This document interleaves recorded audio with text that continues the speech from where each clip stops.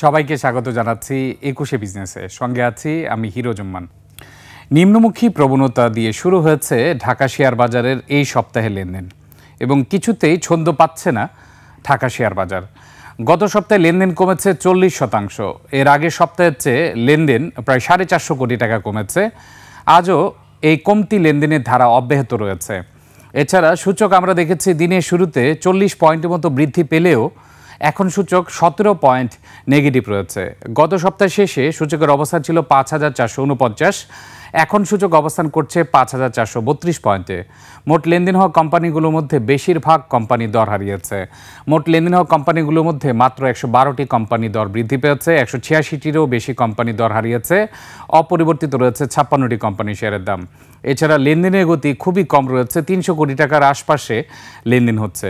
সব কিছু মিলে ঢাকা শেয়ার বাজারে গত সপ্তাহের মতো নিম্নমুখী প্রবণতা অব্যাহত রয়েছে। যেহেতু গত সপ্তাহে 5 কার্যদিবসের মধ্যে 3 কার্যদিবস নিম্নমুখী প্রবণতা ছিল এবং উল্লেখযোগ্য বিষয় হচ্ছে গত সপ্তাহে লেনদেনের গতি অনেকটাই কমে গিয়েছিল এর আগে সপ্তাহের তুলনায়, এবং গত সপ্তাহের মতোই এই ধারা অব্যাহত রয়েছে এই সপ্তাহে।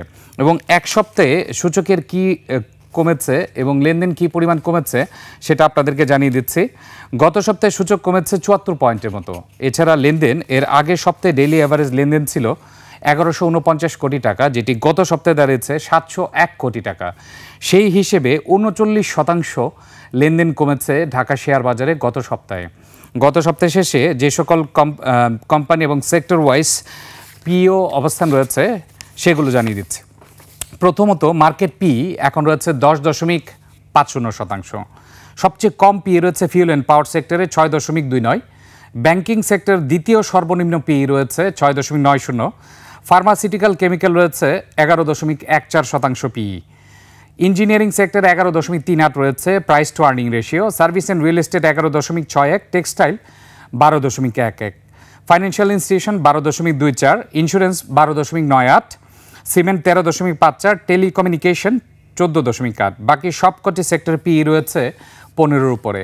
এছাড়া জানিয়ে রাখি 20টি সেক্টরের মধ্যে আজ মাত্র 5টি সেক্টর পজিটিভ মুভমেন্টে রয়েছে। এই হিসেবে বলাই যেতে পারে আজও নিম্নমুখী প্রবণতা অব্যাহত রয়েছে। গত সপ্তাহে শেষে আমরা দেখেছি 42 পয়েন্ট নেগেটিভ ছিল ডিএসসি এক্স ইন্ডেক্স প্রধান সূচকটি, এবং লেনদেন হয়েছিল মাত্র 650 কোটি টাকা।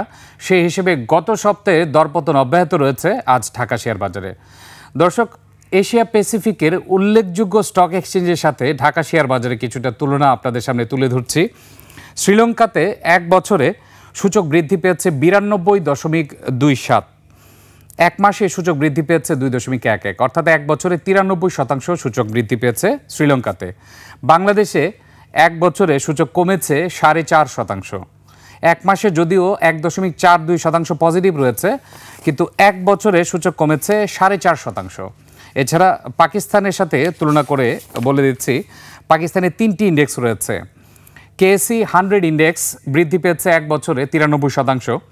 কেএসি 30 ইন্ডেক্স 86% বৃদ্ধি পেয়েছে। কেএসি ইন্ডেক্স 85% বৃদ্ধি পেয়েছে। এবং এক মাসে যদি আপনারা দেখেন, কেএসি 100 ইন্ডেক্স 5.63% বৃদ্ধি পেয়েছে। কেএসি 30 ইন্ডেক্স প্রায় 6% বৃদ্ধি পেয়েছে। কেএসি 5.28% বৃদ্ধি পেয়েছে। সেই হিসেবে বলা যেতে পারে পাকিস্তান এবং শ্রীলঙ্কা প্রায় একই পরিমাণ 93% বৃদ্ধি পেয়েছে এক বছরে। সেই জায়গায় আমরা জানি ডিএসসি এক্স অর্থাৎ বাংলাদেশের প্রধান ইন্ডেক্স, ঢাকা শেয়ার বাজারের ইন্ডেক্স 4.5% কমেছে এক বছরে। এবং আমরা কয়েক সপ্তাহ আগে যে ঊর্ধ্বমুখী প্রবণতা দেখেছিলাম এবং বিনিয়োগকারীদের আত্মবিশ্বাস ফিরছিল, ঢাকা শেয়ার বাজার মোমেন্টাম পেয়েছিল, সেই মোমেন্টাম থেকে সরে এসেছে গত সপ্তাহ থেকে। এবং আপনারা জানেন গত সপ্তাহের শেষে ডিএসসিতে এবং সিএসসিতে বিএসসিসি থেকে একটি চিঠি এসেছিল, যাদের মূলধনী মুনাফা 50 লক্ষ টাকার উপরে তাদের ব্যাপারে তথ্য চাওয়া হয়েছিল। যদিও পরে সেখান থেকে সরে এসেছিল বিএসসিসি, কিন্তু এর মধ্যে বিনিয়োগকারীদের মধ্যে কিছুটা আতঙ্ক তৈরি হয়েছিল। তবে এক্ষেত্রে বিনিয়োগকারীদের কাছে জানার বিষয় এটি যে আসলে যে মূলধনী মুনাফার পরিমাণটা কত ছিল সেটা জানার জন্য এই ব্যাপারে ছিল। তবে বাজার বিশ্লেষকরা বলছেন, যখন কেউ ট্যাক্স ফাইলিং করে, এনবিআর যদি স্পেসিফিক কোনো ইন্ডিভিজুয়াল পার্সনের তথ্য চায় তখন তথ্য দেয়া যেতে পারে, কিন্তু এর আগে যদি এইভাবে তথ্য চাওয়া হয় তাহলে কিন্তু এটা বিনিয়োগকারীদের মধ্যে আতঙ্ক তৈরি করে। তবে আপনাদেরকে জানিয়ে রাখি, ঢাকা শেয়ার বাজার মূলধনী মুনাফা 50 লাখ টাকার উপরে হলে ব্যক্তির ক্ষেত্রে 15% ট্যাক্স দিতে হয়, এছাড়া প্রতিষ্ঠানের ক্ষেত্রে 20% ট্যাক্স দিতে হয়। এই ট্যাক্সের বিষয়টির জন্যই আসলে এই নির্দেশনাটি এসেছিল, পরে সেটি উইথড্র করা হয়েছে, যদিও কার্যকর করা হয়নি। এক্ষেত্রে জানিয়ে রাখি বিনিয়োগকারীদের আতঙ্কিত হওয়ার কিছু নেই। তবে ঢাকা শেয়ার বাজারের যে মূল প্রাণ প্রাতিষ্ঠানিক বিনিয়োগকারীদের অংশগ্রহণ নিয়েও কিন্তু বাজার বিশ্লেষকরা বলছেন যে আসলে হঠাৎ করে প্রাতিষ্ঠানিক বিনিয়োগকারীরা কোথায় গেল। কারণ যে জায়গায় আমরা দেখেছি 1441 কোটি টাকা লেনদেন হয়েছিল, গত সপ্তাহে ডেইলি অ্যাভারেজ লেনদেন দাঁড়িয়েছে 701 কোটি টাকা, অর্থাৎ এক সপ্তাহের ব্যবধানে যদিও ডেইলি অ্যাভারেজ লেনদেন 40% কমেছে, কিন্তু আমরা 1441 কোটি টাকা মাত্র 2 সপ্তাহ আগে লেনদেন দেখেছি। এর মধ্যে গত সপ্তাহের শেষে 650 কোটি টাকা লেনদেন হয়েছে। সেই হিসেবে বলা যেতে পারে এক সপ্তাহের ব্যবধানে প্রায় 800 কোটি টাকা লেনদেন কমে গিয়েছে, এবং এর কারণ কি সেটাই জানতে চাই বাজার বিশ্লেষকরা। দেখা যাক দিন শেষে আসলে সূচক ঊর্ধ্বমুখী প্রবণতায় যেতে পারে কিনা। তবে এখন আমরা আপনাদেরকে দেখিয়ে দিতে চাচ্ছি ঢাকা শেয়ার বাজারে টপ ট্রেড, গেইনার এবং লুজারে কারা রয়েছে। এর পাশাপাশি সেক্টর ওয়াইজ মুভমেন্ট দেখে নিতে চাচ্ছি। সেক্টর ওয়াইজ মুভমেন্টের ক্ষেত্রে আপনাদেরকে জানিয়ে রেখে দুইটি বিষয় রয়েছে, যে আসলে দর বেশি বৃদ্ধি পেয়েছে কমেছে। এই ভিত্তিতে বলতে পারি টেক্সটাইল সেক্টরে আজ বেশিরভাগ কোম্পানির দর বৃদ্ধি পেলেও বাকি সব সেক্টরে বেশিরভাগ কোম্পানির দর হারিয়েছে। আর লেনদেনের ক্ষেত্রে টেক্সটাইল প্রথম রয়েছে, ফার্মাসিউটিক্যাল দ্বিতীয় অবস্থান রয়েছে, ব্যাংকিং সেক্টর রয়েছে তৃতীয় অবস্থানে। আমরা সেক্টর ওয়াইজ মুভমেন্টের সময় পেলে টেক্সটাইল সেক্টর দেখানোর চেষ্টা করব। তবে এখন দেখে নিচ্ছি ঢাকা শেয়ার বাজারে টপ ট্রেড, গেইনার এবং লুজারের অবস্থান। এর পাশাপাশি আপনাদেরকে আবারও রিমাইন্ড করে দিচ্ছি যে আসলে বাংলাদেশে যে অবস্থান, ঢাকা শেয়ার বাজারের অবস্থান এশিয়া প্যাসিফিকের অন্যান্য দেশের অবস্থানের চেয়ে অনেকটাই নিচে রয়েছে। এশিয়া প্যাসিফিকে শ্রীলঙ্কা, পাকিস্তানে 93% আপ হয়েছে সূচক এক বছরে, বাংলাদেশে 4.5% ডাউন হয়েছে এক বছরে। ডিএসসি টপ ট্রেডের প্রথম অবস্থান রয়েছে আজ সামিট অ্যালায়েন্স পোর্ট লিমিটেড, 18 কোটি টাকা লেনদেন হচ্ছে এখন পর্যন্ত এবং দরও বৃদ্ধি পেয়েছে। দ্বিতীয় অবস্থান রয়েছে Far East Knitting and Dyeing Industries Limited, 16 crore 52 লক্ষ টাকা লেনদেন হচ্ছে। তৃতীয় অবস্থান রয়েছে খান ব্রাদার্স পিপি ওভেন ব্যাগ ইন্ডাস্ট্রিজ লিমিটেড, 13 কোটি 69 লক্ষ টাকা লেনদেন হচ্ছে। টেকনো ড্রাগ রয়েছে চতুর্থ অবস্থানে, 12 কোটি 68 লক্ষ টাকা লেনদেন হচ্ছে। পঞ্চম অবস্থান রয়েছে ওরিয়েন ইনফিউশন, 10 কোটি 80 লক্ষ টাকা লেনদেন হচ্ছে আজ ঢাকা শেয়ার বাজারে। খান ব্রাদার্স ওভেন ব্যাগ ইন্ডাস্ট্রিজ এখন পর্যন্ত শতাংশের দিক থেকে 1.10% দর হারিয়েছে, 1 টাকা 80 পয়সা কমে লেনদেন হচ্ছে 161 টাকা 50 পয়সা। ওরিয়েন ইনফিউশন 4.32% দর হারিয়েছে, অর্থাৎ 22 টাকা 90 পয়সা দর হারিয়ে লেনদেন হচ্ছে 507 টাকা 70 পয়সায়। এছাড়া সামিট অ্যালায়েন্স পোর্ট 38 টাকা 20 পয়সা লেনদেন হচ্ছে। Far East Knitting and Dyeing 20 টাকা 40 পয়সা লেনদেন হচ্ছে। টেকনো ড্রাগ 41 টাকা 60 পয়সা লেনদেন হচ্ছে। আমরা দেখে নিলাম ডিএসসি টপ ট্রেডে কারা রয়েছে। এখন আমরা দেখে নিচ্ছি ডিএসসি টপ গেইনারে কারা রয়েছে, অর্থাৎ শতাংশের দিক থেকে কোন কোম্পানিগুলো সবচেয়ে বেশি বৃদ্ধি পেয়েছে। আজ সবচেয়ে বেশি বৃদ্ধি পেয়েছে non banking financial institution prime finance, 9.5% বৃদ্ধি পেয়েছে। দ্বিতীয় অবস্থানেও আর্থিক প্রতিষ্ঠান খাতের আরেকটি প্রতিষ্ঠান রয়েছে প্রিমিয়ার লিজিং, 6.67% বৃদ্ধি পেয়েছে।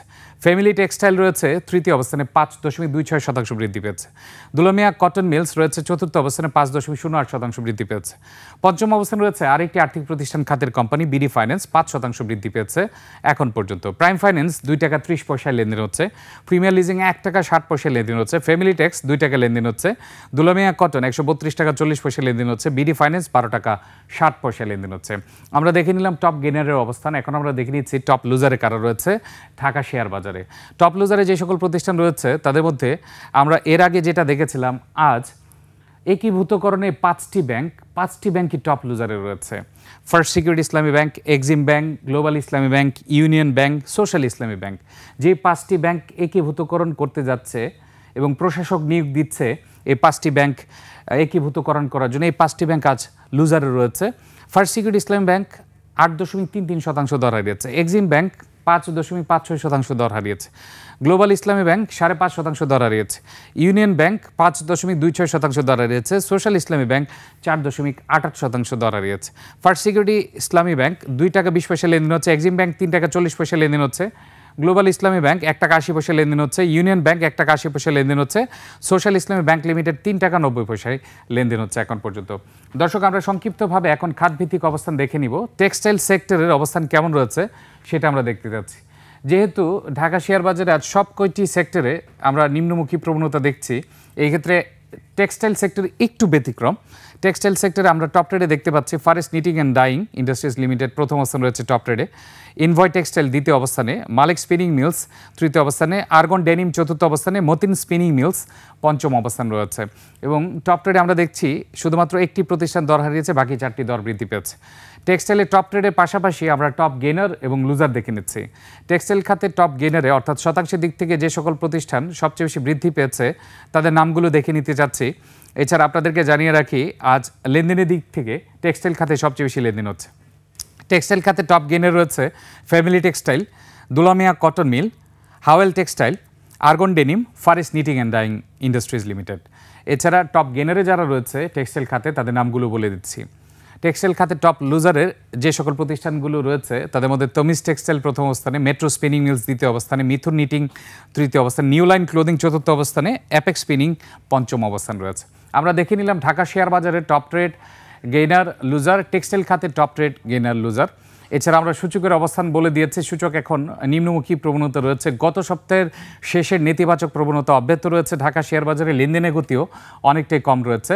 দেখা যাক আজ দিন শেষে সূচক কিছুটা রিকভার করতে পারে কিনা। দর্শক, নিচ্ছে একটা বিরতি, ফিরছি একটু পরে, ততক্ষণ আমাদের সঙ্গেই থাকুন।